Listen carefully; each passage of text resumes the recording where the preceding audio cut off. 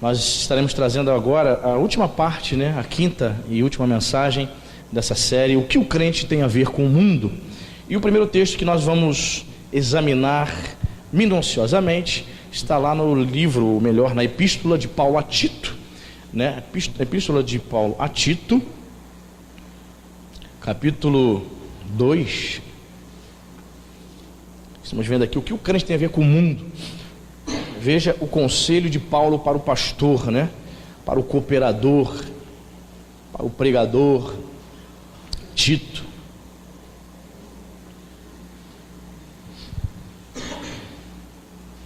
Tito, capítulo 2, verso 12. A versão que eu utilizo aqui é Almeida e atualizada. Se a sua versão dá diferença aí, possivelmente a sua versão deve ser a corrigida. Quando você for comprar uma Bíblia, você compra a Almeida atualizada, amém? Você achou? Amém? Tito 2,12 diz assim: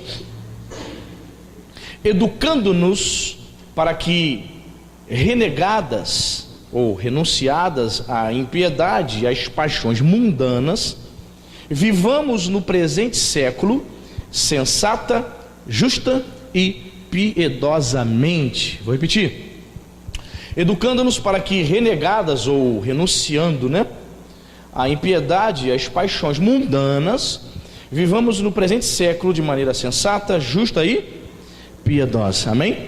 Veja bem o conselho de Paulo a Timóteo. Ele diz que nós, em primeiro lugar, precisamos renunciar, renegar as paixões mundanas. Essa palavra paixão vem do grego, uma palavra grega chamada epithumia, que significa forte desejo. Forte desejo pelo prazer. Paulo está dizendo: querido, diga aí para a sua igreja, e é para você também essa palavra, que vocês precisam renunciar os fortes desejos. Nós vivemos, irmãos, num corpo. Nós somos constituídos de corpo, alma e espírito, certo? O espírito foi vivificado pelo Espírito Santo, amém? Você se comunica, tem intimidade com Deus, você fala com o Senhor, você foi lavado pelo sangue, etc e tal, todos nós sabemos. Só que ainda a natureza pecaminosa permanece, persiste, até que um dia o Senhor Jesus possa nos arrebatar, ou um dia nós venhamos a partir dessa vida. Enquanto estivermos nesse mundo, sentiremos desejos, nos sentiremos atraídos por algumas coisas. Ele diz que nós devemos renunciar, nós devemos renegar, dizer não às tentações, dizer não às paixões, a busca pelo prazer, a busca por aquilo que vai agradar a carne. Sabemos que quando nós procuramos agradar a nossa carne, obviamente estaremos prejudicando o espírito, estaremos rompendo nosso relacionamento com o Senhor, nós estaremos nos entregando às paixões mundanas. Olha só, ele diz que são paixões referentes ao mundo, a busca pelo prazer, a busca pela promiscuidade. Existem pessoas que são totalmente escravos dos fortes desejos da carne. Também pode ser uma referência às paixões sexuais. Irmão, você já ouviu falar? A maioria dos pastores que caem na fé, líderes espirituais que caem na fé, qual é a principal razão? Qual é o pecado que prevalece? Qual é? Conheci um pastor. Eu nunca ouvi ninguém dizer assim: conheci um pastor que ele foi tirado do ministério, da obra de Deus, porque um dia ele estava firme com Jesus, um dia ele sentiu o desejo de acender uma vela para Nossa Senhora de Aparecida, cometeu idolatria. Quem já ouviu falar de um caso desse? O pastor voltou para o espiritismo, ele estava pregando. Não, Pois bem, qual é o pecado mais evidente que os pastores, os líderes espirituais mais caem?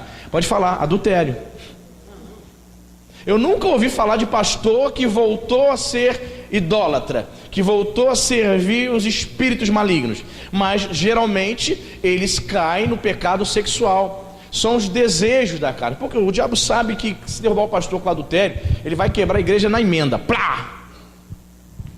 Porque ele vai destruir uma família somente, não, várias famílias.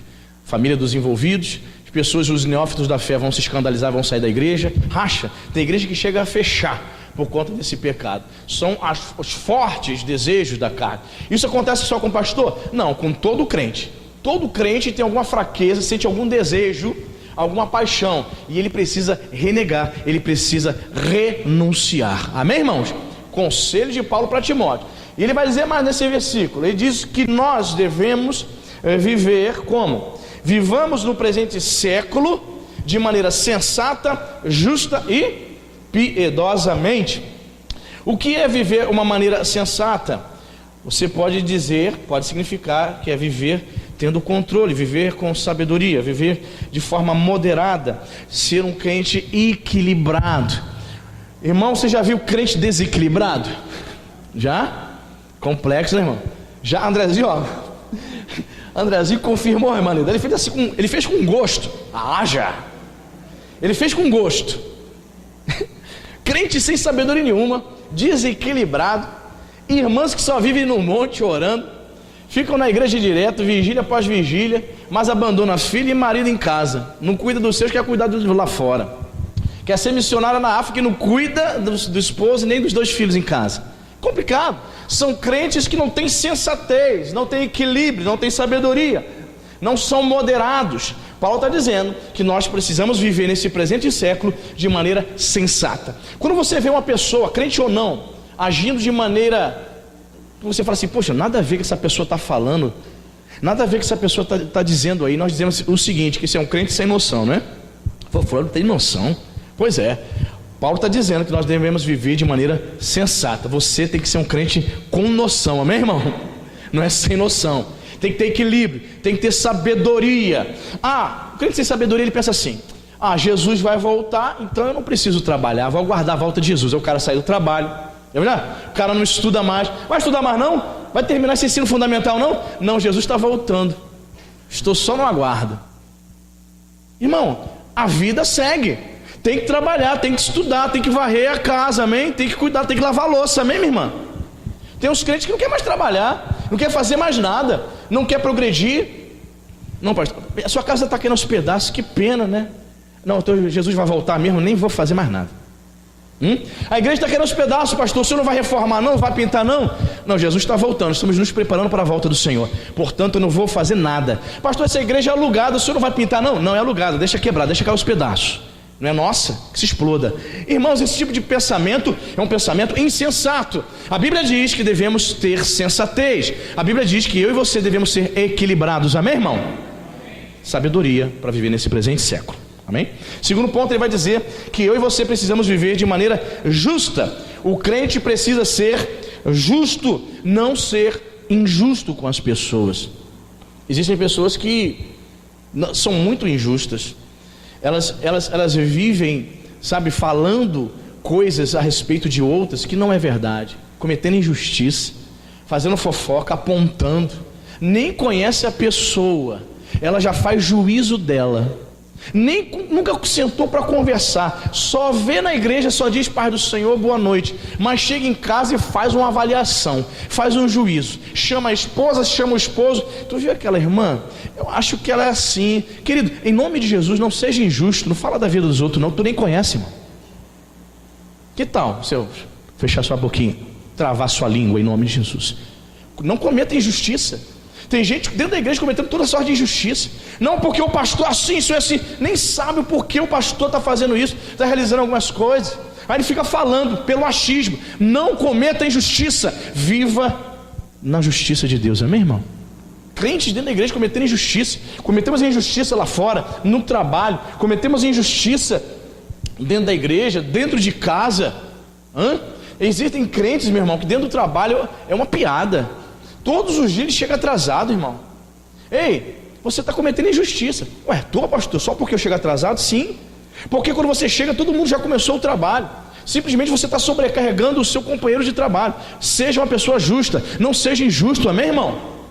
A pessoa às vezes está lá no ambiente de trabalho, com a sua equipe, ali na bancada de trabalho, está vendo o lixo para pegar, mas ele passa, ele não recolhe. Não seja injusto em nome de Jesus. Vá lá e recolha. Só deixa para o outro, para o novato pegar. Vá lá e mete a mão. São detalhes da vida cristã. Presta atenção, irmão. A vida cristã é vivida nos detalhes.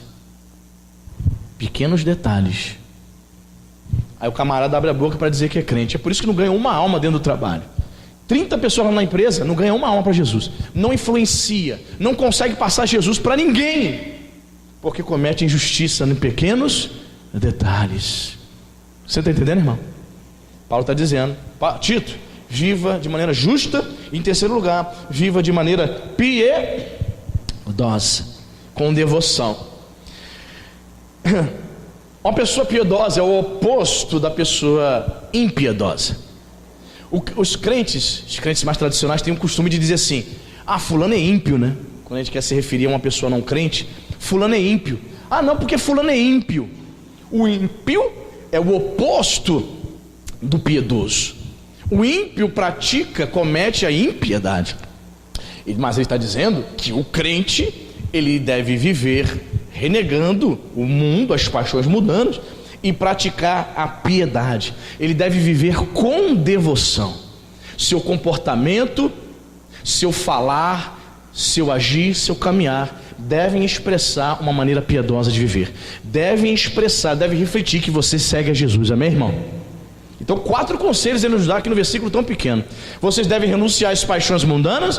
Vocês devem viver no presente século de maneira sensata, justa e piedosamente. Pegou? Gravou tudo isso? Muito bem, vamos passar para o segundo texto. Abra sua Bíblia em 1 João capítulo 4.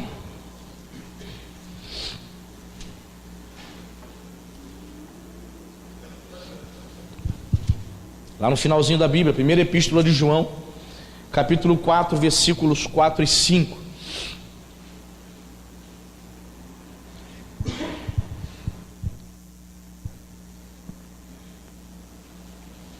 Se você achou, diga amém. Veja o que o apóstolo João diz, aconselhando a sua igreja. Ele diz o seguinte: filhinhos, vós sois de Deus e tendes vencido os falsos profetas, porque maior é aquele que está em vós do que aquele que está no mundo. Eles, os falsos profetas, procedem do mundo, por essa razão falam da parte do mundo, e o mundo os ouve. Vamos repetir? 1 João 4, 4 e 5 diz: filhinhos, vós sois de Deus e tendes vencido os falsos profetas, porque maior é aquele que está em vós do que aquele que está. Eles, os falsos profetas, procedem do mundo, por essa razão falam da parte do mundo, e o mundo os ouve. Vamos analisar aqui o versículo 4. Ele já nos traz uma verdade tremenda para nós. Ele diz o seguinte: porque maior é aquele que está em vós do que aquele que está no mundo. Aquele que está em nós é uma referência ao Espírito Santo. João está dizendo que o Espírito Santo é maior do que aquele que está no mundo. Lembra que nós temos pregado aqui às quintas-feiras? Qual é o espírito que rege o mundo? É o diabo. Ou seja, o Espírito de Deus que habita no crente é maior, tem mais poder infinito do que o espírito das trevas. Então o que eu quero aprender com isso? Você e eu aprendemos com isso que nós temos o próprio Deus habitando dentro de nós, irmãos. Às vezes o crente esquece disso, né? Porque quando os problemas vêm, a pessoa fica com medo, ela desanima, fica desanimada, para de orar, para de buscar Deus, ela fica com receio, fica ansiosa, cheio de ansiedade para resolver as coisas. Isso é um medo, é não confiar e nem acreditar que o próprio Deus habita dentro dela. Maior é o que está em nós, irmão. O Espírito Santo é maior do que o demônio, amém, querido? O diabo já está derrotado, foi derrotado na cruz do Calvário. Então nada pode contra o nosso Deus. Então você não deve e não pode temer. Deus habita dentro de você, amém, irmão? Então ele está alertando aqui, ele está lembrando os irmãos dessa igreja que o Espírito Santo habitava dentro deles, e que é para eles não temerem o espírito do mundo. Pois bem, primeiro conselho. Segundo conselho está no verso 5. Ele está falando sobre os falsos profetas. Ele diz: eles, os falsos profetas, procedem do mundo. Olha só que verdade. João está nos informando aqui que aqueles que pregam heresias, aqueles que ensinam coisas totalmente fora da palavra, eles procedem do mundo. Em outras palavras, eles fazem parte do sistema. Você já viu essas igrejas aí que pedem dinheiro? Você tem que dar o seu carro, tem que dar o tudo, tem que dar aliança, tem que dar a casa, você vai colocar tudo no altar. Se você não colocar o tudo nessa campanha de Israel, você não vai ser abençoado. Ou seja, um Deus de barganha que é ensinado, um Deus que é pregado, que é totalmente fora das Escrituras. Pois bem, João está dizendo que essas pessoas que falam isso, que pregam isso, elas procedem do mundo, simplesmente elas fazem parte do sistema. Onde eles se reúnem, eles dizem que é igreja, mas não é igreja, é uma empresa, verdadeiras megas empresas. Nessas igrejas, carros fortes, eu já vi várias vezes, carros fortes param lá atrás, nos fundos da igreja, para recolher a oferta que é levada na campanha. Você sabe o que é isso, irmão? Um carro forte parar aqui para poder levar os sacos de dinheiro. Imagina uma igreja ter que contratar seguranças. Nessas catedrais de igrejas neopentecostais, vários policiais são segurança. Tenta assaltar essa igreja para você ver. Você é metralhado ali mesmo na porta da igreja. Ele não quer nem saber para onde vai tua alma. Por quê? Porque essas igrejas são mega empresas. Eles fazem parte do sistema. Eles procedem do mundo. Eles fazem parte do jogo. Se envolvem em política. Irmão, você... Meu Deus do céu. Posso falar? Vou falar, hein? Olha que vou falar, hein? Irmãos, presta atenção. Essas catedrais aí que você vê pelo Brasil afora, essas mega catedrais, capacidade para 10 mil pessoas, 15 mil pessoas. Como você acha que eles conseguiram autorização para construir esses megatemplos, irmãos? Muito suborno, irmão. Muito conchavo com político, irmão. O mesmo esquema que você vê lá fora, entre os mundanos, bispos e pastores fazendo, para poder liberar a construção, para poder liberar o alvará na prefeitura. Fala com o político tal, dá um presentinho aqui, pega um negocinho ali. Irmão, todo mundo corrompido, irmão. Eles procedem do mundo. Você está entendendo? Fazem parte do esquema, fazem parte do sistema. E o apóstolo João está revelando isso. Eles procedem do mundo. Segundo ponto que ele nos informa, ele vai dizer: por essa razão falam da parte do mundo. Não está na sua Bíblia aí? Eles são seus representantes. Por isso nessas igrejas eles vão dizer: você tem que ser rico, você tem que fazer isso, você tem que ser multimilionário, e você tem que ser rico para ostentar. Ele não diz para você ser milionário, um empreendedor, para você ajudar o próximo, sustentar um missionário na África. Não é para construir um hospital para os pobres. Não. É para você ostentar. Você tem que ser rico para ostentar, para dizer eu tenho. Irmãos, esse não é o espírito cristão, é um espírito mundano. Por isso João está dizendo aqui: falam da parte do mundo. Então o que interessa para eles é o que interessa também para o mundo. O que interessa para o mundo? Poder, dinheiro, vantagem. Tudo que o mundo ama, tudo que o mundo busca, honrarias, eles buscam. Você está entendendo, irmãos? O bispo da Igreja Cristã Nova Vida, o bispo Walter McAllister, o filho do falecido Roberto, por várias vezes ele já recusou essas medalhas de honra ao mérito, né? Sempre tem um vereador que coloca o nome da pessoa lá, para ir lá na Câmara dos Vereadores do Rio de Janeiro, para entregar uma placa, uma medalha. Ele falou que pode chamar, que ele não vai. Eu falei: não quero. Não quero, não me faz bem isso. Esse tipo de honraria, eu não sou nada, sou apenas um pregador. Não quero saber dessas coisas, não. Mas outros pastores adoram, né? Toda semana quer receber alguma medalha. Tá parecendo que é soldado que lutou na Segunda Guerra Mundial? O que é isso? Pracinha? Tá achando que é soldado que lutou na Segunda Guerra? Quer receber medalhas, honrarias deste mundo? Querido, em nome de Jesus, nós não pertencemos a esse mundo. Só estamos aqui de passagem, amém, irmão? Só lembrando o irmão e a irmã. Falam da parte do mundo. Por isso que eles gostam. Eles querem honra, querem poder, querem glória. Eles estão almejando o executivo, porque o legislativo já tomaram conta. São igrejas dominadas por falsos profetas, que ensinam a teologia da prosperidade, uma teologia que está matando muita gente à míngua, que está destruindo a fé daqueles mais simples. E terceiro ponto, João diz que esses falsos profetas, né, falam da parte do mundo, e o mundo não é isso que está escrito na sua Bíblia? O mundo os ouve. Por que essas igrejas dos falsos profetas estão assim, lotadas? Você já parou para pensar sobre isso? Já conversou com alguém sobre isso? Poxa, lá na minha igreja, quinta-feira, 133 lugares, tem quantos aqui? Tem quantos aqui, Diago Jorge? 50? 40? 45? Tem umas 45 pessoas. Mas eu passei, ele estava lotado naquela igreja lá que está distribuindo óleo ungido.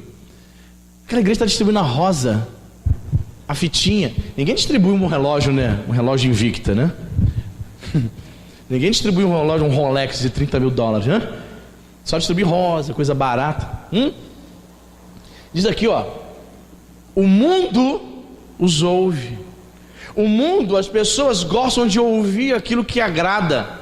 Olha, Deus está me revelando aqui, Tiele, que mês que vem Deus vai colocar na sua conta 10 mil reais. Recebe aí, Tiele? As pessoas gostam de ouvir mentira, irmão. As pessoas gostam de ouvir o que lhe agrada. Você vai receber. Aí um camarada num culto, 2 horas, ele já entregou a chave da vitória para um monte de gente. Recebe aí a chave, recebe. Olha, o anjo está passando com a bandeja. O anjo passa para lá, passa para colar. O mundo os ouve. Sabe por que eles gostam de ouvir esses falsos profetas? Porque eles fazem parte do sistema. O mundo os ouve. O coração dessas pessoas não estão em Deus. Eles estão indo para a igreja para buscar dinheiro. Eles não querem buscar comunhão com o Espírito Santo. Eles não querem renunciar às paixões mundanas. Não querem. Você está entendendo, irmão? Então, as pessoas gostam de ouvir. Você já ouviu aquela expressão, me engana que eu gosto? Me engana que eu gosto. Tinha até um hino nos anos 80 que cantava assim: me engana que eu gosto, que eu gosto. Pois é, era um hino do samba. Tem pessoas que gostam. O mundo os ouve. Tem gente para ouvi-los. Por que as igrejas estão lotadas? Porque tem gente para ouvir. Na internet, gente, na internet tem muito maluco. Eu fico assim, ó, com o queixo caído. Os caras, muita gente seguindo. Certa vez eu não sei como que eu cheguei num canal de um cara doido. Ele dizendo que já estava os seguidores da internet do canal dele, ele já estava aconselhando os seguidores dele a todo mundo já comprar, guardar garrafas PETs vazias, cheio de sementes. Eu falei, semente? Aí foi e explicou: irmãos, o anticristo está chegando aí, vamos guardar as sementes para a gente poder cultivar as plantas em casa, porque a gente não vai poder nem comprar nem vender. Eu falei, caramba. Aí um monte de gente dizendo, eu já comprei a minha. Só no bate-papo, uma live ao vivo, já comprei a minha. Eu estou com a minha semente. Porque ele prometendo na internet, os seguidores dele, ele estava preparando uma espécie de fazenda colônia. Ele dizendo, ó, o anticristo está surgindo, Jesus vai voltar e nós vamos todos morar nessa fazenda colônia. Gente, loucura. O mundo os ouve. Sempre haverá pessoas para ouvir falsos ensinamentos. Cuidado, amém, querido? Porque você pode se pegar ouvindo esses camaradas e você está sendo envolvido pelo sistema. Eles procedem do mundo, falam da parte do mundo e o mundo os ouve. Tudo faz parte do sistema. Quem está entendendo? Muito bem. Terceiro texto, 2 Pedro 2,20. Vamos caminhar voltando mais um pouco.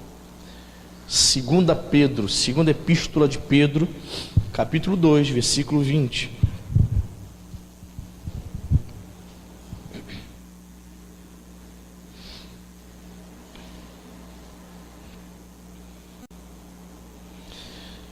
Segunda Pedro 2,20 vai dizer o seguinte. Você achou? Olha o que a palavra diz. Portanto, se depois de terem escapado das contaminações do mundo, mediante o conhecimento do Senhor e Salvador Jesus Cristo, se deixam enredar, a versão corrigida diz, se deixam envolver de novo, e são vencidos, tornou-se o seu último estado pior do que o primeiro. Ao versículo 21 diz assim: pois melhor lhes fora nunca tivesse conhecido o caminho da justiça, do que após conhecê-lo volverem para trás, apartando-se do santo mandamento que lhes fora dado. Com eles aconteceu o que diz certo adágio verdadeiro: o cão voltou ao seu próprio vômito, e a porca lavada voltou a revolver-se no lamaçal. Olha, palavra forte, né? Vamos ler de novo aqui para analisarmos, versículo 20. Se depois de terem escapado das contaminações do mundo, ou seja, depois de nós termos nos convertido, conhecido Jesus, nos batizado nas águas, iniciado o discipulado, estamos conhecendo a palavra, estamos firmes ali, né? E se nós deixarmos de novo, né, ser vencidos pelo mundo, Pedro está nos afirmando aqui que o nosso último estado vai ser pior. Essa pessoa fica pior. Sabe por que ela fica pior? Porque quando você vai na casa dela, ela está afastada de Jesus, né? Ela conhecia o Evangelho, ela se deixou envolver de novo pelo mundo, foi vencido pelas paixões, foi vencido pelo pecado, pelo esfriamento, foi vencido por tudo isso. Aí você vai lá falar com ela, vai lá perguntar por que ela não está vindo mais na igreja. Aí você vai falar de Jesus para ela, vai dizer assim: já sei isso já. Sim, já sei. E domingo eu quero convidar você. E já sei já. Tem o culto da família, né? Já fui em vários. Porque lá diz, lá em João 3,16, ele já sei. Porque Deus amou o mundo de tal maneira, já sei. O estado dele se torna pior, porque ele já teve a experiência, ele sabe como é o convívio com os crentes, sabe que não é fácil conviver numa comunidade de fé, onde tem crentes verdadeiros e crentes pseudos, né? Ele sabe que numa comunidade de fé existe o trigo e o joio. Ele sabe que é difícil lidar com aquele irmão, sabe? Aquele irmão difícil, aquela irmãzinha difícil, linguaruda, boca de trapo. Ele sabe. Aí ele fala assim: não, eu não quero mais conviver com os crentes não, eu prefiro ficar na minha casa. Então tudo isso mata a fé dele. O estado dele, diz aqui, seu último estado pior do que o primeiro, porque ele se deixou envolver pelas coisas do mundo. Vamos ler aqui o início do versículo. Portanto, se depois de terem escapado das contaminações do mundo, o mundo contamina, irmão. O mundo, ele esfria a sua fé. Se nós nos envolvermos de novo com o mundo, nós podemos ser vencidos por ele. É interessante que o próprio João vai dizer que o que vence o mundo, nós estudamos aí, né? Semanas passadas. O que vence o mundo é a nossa fé. Quando nos envolvemos com o mundo, ele nos contamina ao ponto de perdermos a fé. Por isso Pedro diz que nós podemos ser vencidos por ele. Você está entendendo? A sua fé vai esfriando, o seu amor por Jesus, a sua devoção, o seu desejo de estar na casa de Deus vai esfriando. Você outrora era mais presente, era mais assíduo aos cultos, vai deixando de ser, vai se afastando, sem perceber. O pastor, claro que está percebendo, não passou, né? O pastor só está observando. Mas você vai se afastando. Aí o irmão às vezes lembra de você, você já está fora há muito tempo, porque você se envolveu com o mundo, você foi vencido por ele, a sua fé foi abafada pelo mundo. Não adianta, irmão, tentar ser uma pessoa mundana, se envolver com as coisas do mundo, e tentar se envolver com Deus não dá, é incompatível. O mundo com as suas contaminações pode nos vencer. Por que pode nos vencer? Porque vai abafar e apagar a nossa fé. Quem está entendendo? Então Pedro traz aqui um aviso muito sério: olha, cuidado, porque o seu estado, se você se desviar, o seu estado vai se tornar pior do que o antes de conhecer Jesus. E o versículo 22 é forte, né? Com eles aconteceu o que diz certo adágio verdadeiro: o cão voltou ao seu próprio vômito, e a porca lavada voltou a revolver-se no lamaçal. Forte, né? Olha, Pedro está dizendo que o crente que se desvia é comparado a um cão que vai lamber o próprio vômito. Ele está dizendo que as coisas do mundo são nojentas. As coisas do mundo deveriam trazer para a gente, sabe, repúdio. Nós deveríamos repudiar, nós deveríamos rejeitar, porque é algo que deveria nos enojar. Então, queridos, que nós possamos permanecer firmes na rocha, amém? Não se deixe ser vencido pelo mundo, amém, querido? Muito bem, vamos para o texto agora de Apocalipse. Apocalipse capítulo 3.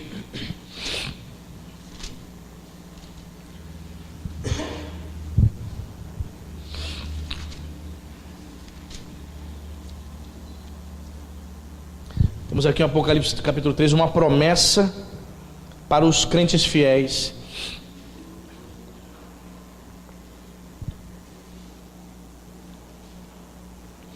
Capítulo 3, versículo 10, você achou?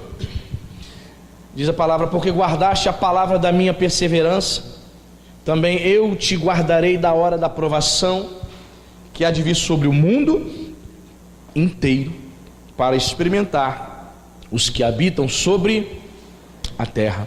Muitos estudiosos do Novo Testamento, os intérpretes, teólogos, dizem que esta promessa aqui é para os crentes fiéis, para que quando vier a grande tribulação, os crentes fiéis serão guardados.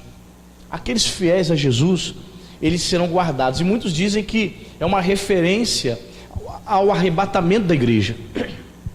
Como que o crente fiel vai ser guardado da hora da provação, que é uma referência à grande tribulação?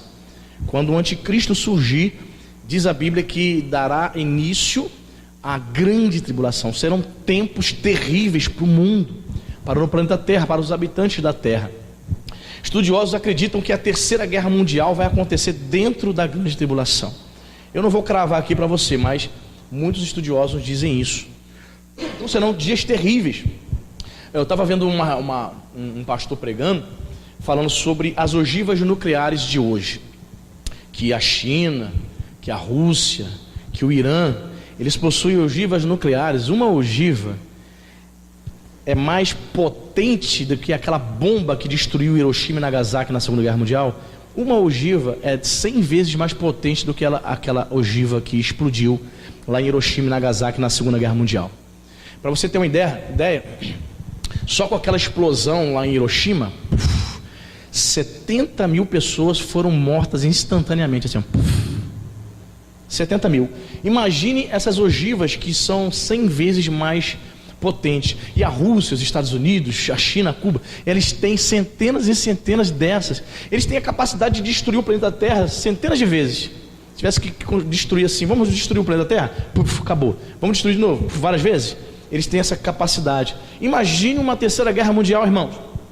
Pois bem, estudiosos afirmam que essa hora da provação, que você leu em Apocalipse capítulo 3, versículo 10, é uma referência à grande tribulação, quando o anticristo estará reinando sobre esse mundo. E há uma promessa para os crentes: o Senhor vai nos guardar, amém?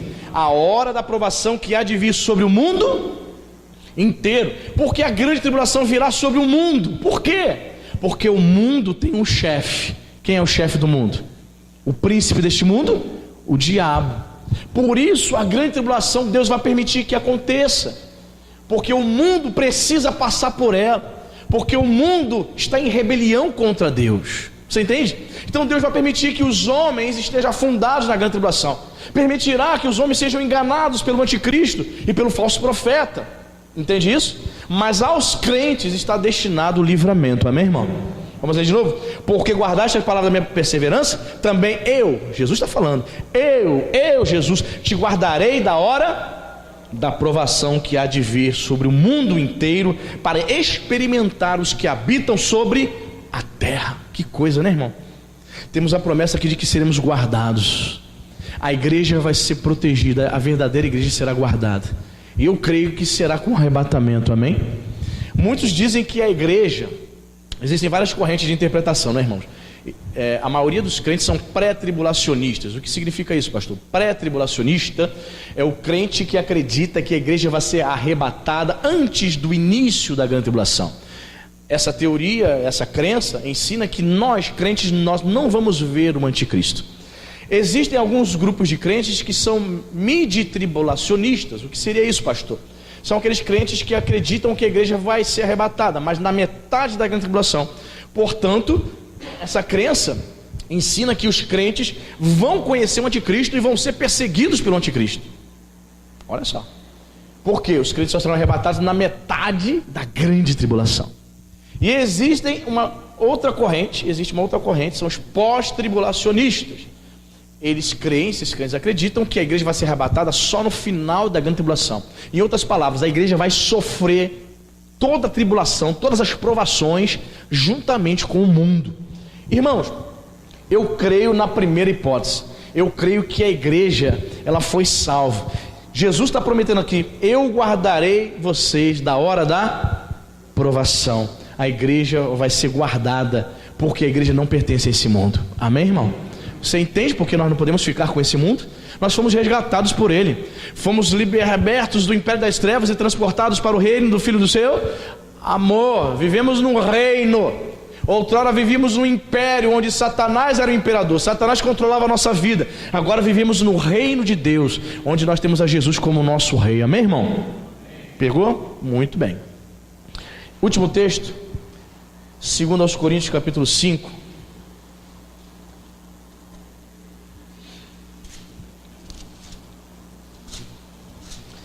Eu quero fechar essa série com esse último versículo. E o sentido foi proposital que eu deixei para o final. O sentido, a palavra que mundo, não tem um sentido no qual estamos falando aqui durante todas essas semanas. 2 Coríntios 5,19. Ou o 18, né, para a gente entender melhor, né? Paulo, escrevendo aos Coríntios, vai dizer, 5,18, 2 Coríntios: ora, tudo provém de Deus, que nos reconciliou consigo mesmo por meio de Cristo e nos deu o ministério da reconciliação.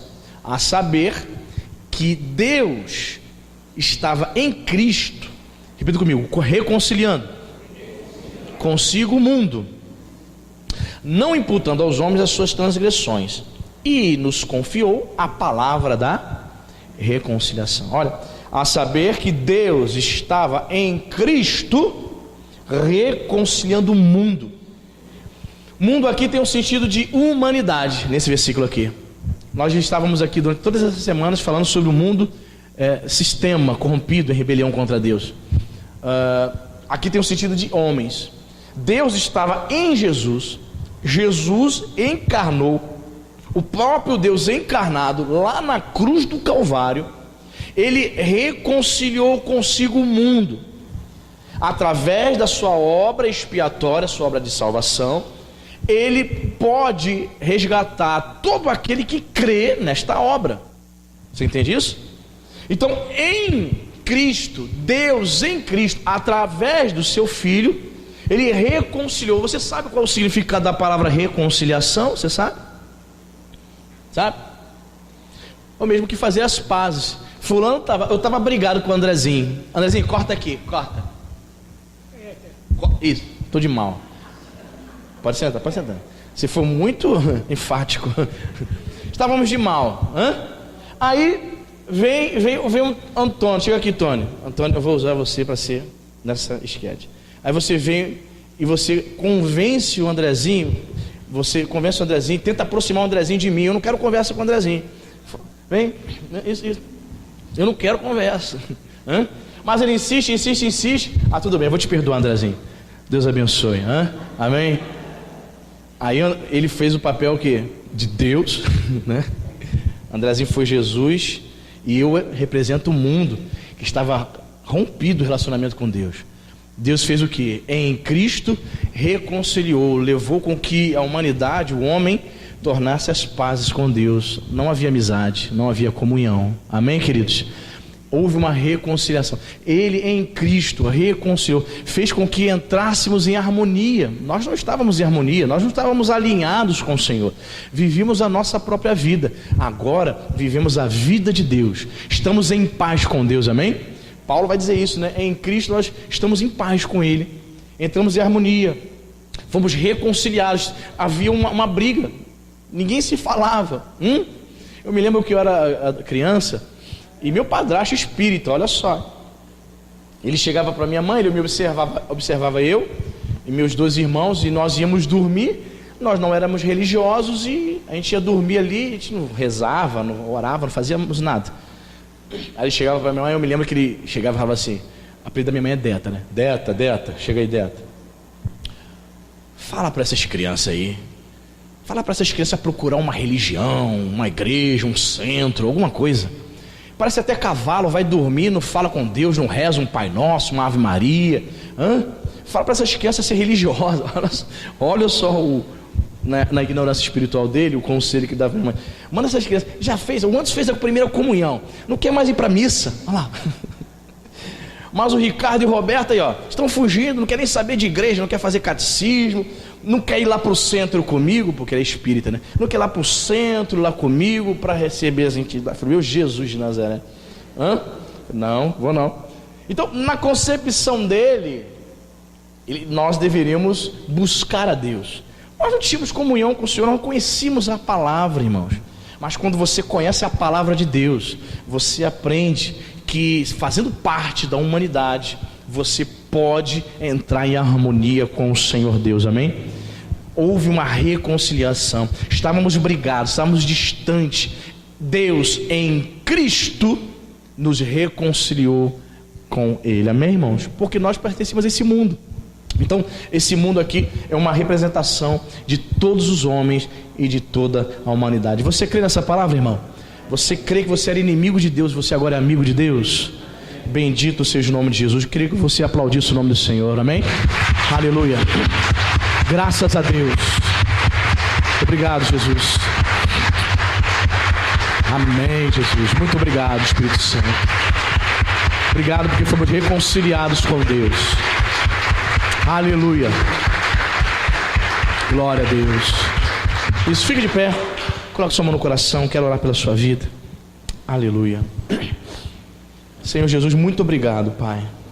Obrigado porque temos aprendido a cada semana com o Senhor.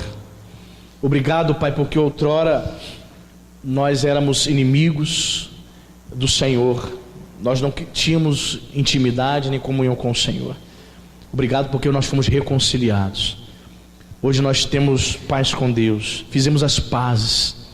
Obrigado, Pai, porque em Cristo Jesus nós podemos descobrir, Senhor, aprender que há tantas promessas para aqueles que são fiéis. A promessa de que o Senhor vai nos guardar da grande tribulação, da hora da provação. É uma promessa para aquele que crê que um dia estaremos, meu Senhor, diante de Ti, na eternidade, contemplando o Senhor face a face.